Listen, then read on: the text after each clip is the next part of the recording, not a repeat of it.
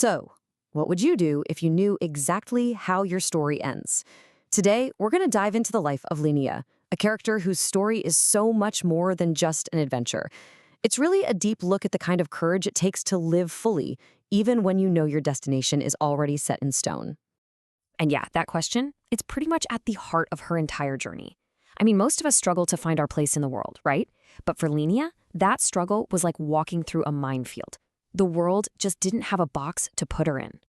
You know, her story actually starts out beautifully. You can almost picture it, right? Her earliest memories are of her dad's strong hands lifting her up, of her mom's quiet love showing up in little things like mended socks and slices of honey cake.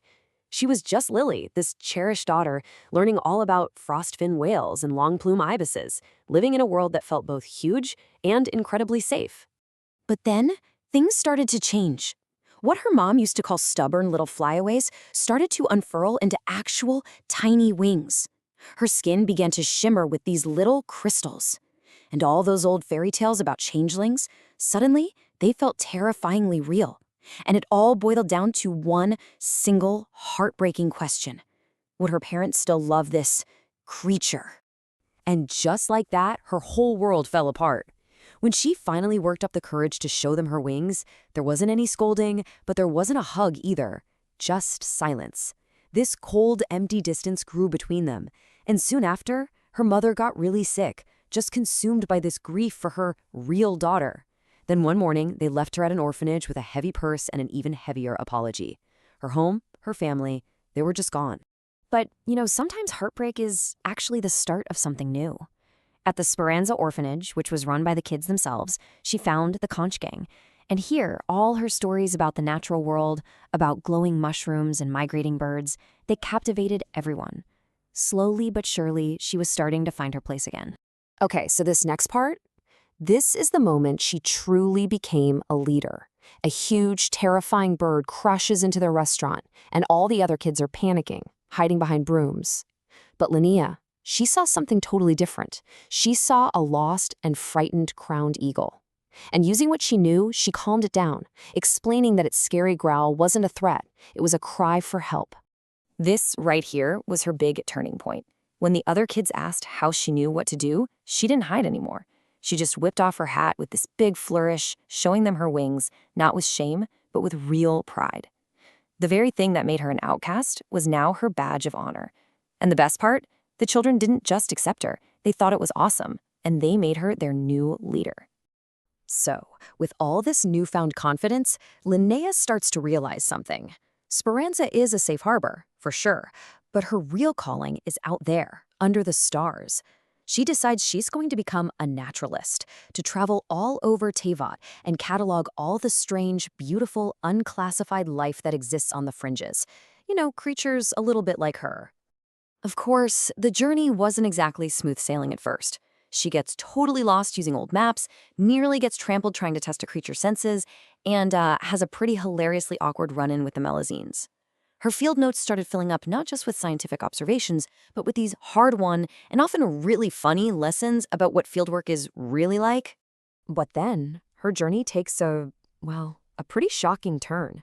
She starts getting these weird flashes of intuition, like knowing things right before they happen. And then comes her first true prophetic dream, where she finally learns the truth about who and what she is. It turns out she's a descendant of the augury birds. So what are they? Well, they're a race of fae with this incredible and kind of terrifying power.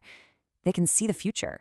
They can see fates that are absolutely 100% unchangeably fixed. And this little verse, it just captures the tragedy of their whole existence perfectly. They can see everything, all the good and all the bad, but they are completely powerless to change a single thing. People revere them for this power, but to them, it's nothing but a burden. And that right there, that creates this huge conflict, right? On one hand, to the outside world, she has this unbelievably valuable gift, but for her, it's a curse. It's the crushing weight of knowing the end of every story, including her own, with absolutely no way to change the script. So what do you do when you find out your life is basically pre-written? Do you just give up? Well, not Linnea. Nope. This is where her story becomes truly incredible. She throws herself into her life's biggest dream, building a massive research vessel that she decides to call the Golden Beagle. And then the curse hits. Hard. She has a vision of the Golden Beagle's end. She sees it all, clear as day. The ship consumed by flames, all of her treasured notes scattered like leaves before sinking into the abyss. Half a lifetime of research, just gone. And this is her unchangeable fate. But it's her response to this horrible knowledge that changes absolutely everything. She accepts the ending. She realizes that, yeah, fate might dictate the destination, but the journey, the path you take to get there, that's all hers.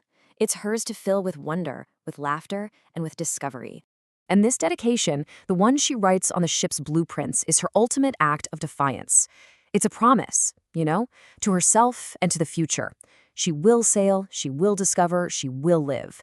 And when her story has to end, she'll pass the pen, making sure the journey keeps going even if hers must stop. She chooses to make her life a testament to courage, not just a footnote to destiny. And that leaves us with a really powerful question, doesn't it? Linnea's answer was a resounding yes. She teaches us that a known ending doesn't devalue the story. If anything, it makes every single moment, every choice, and every discovery along the way that much more precious. So what about you?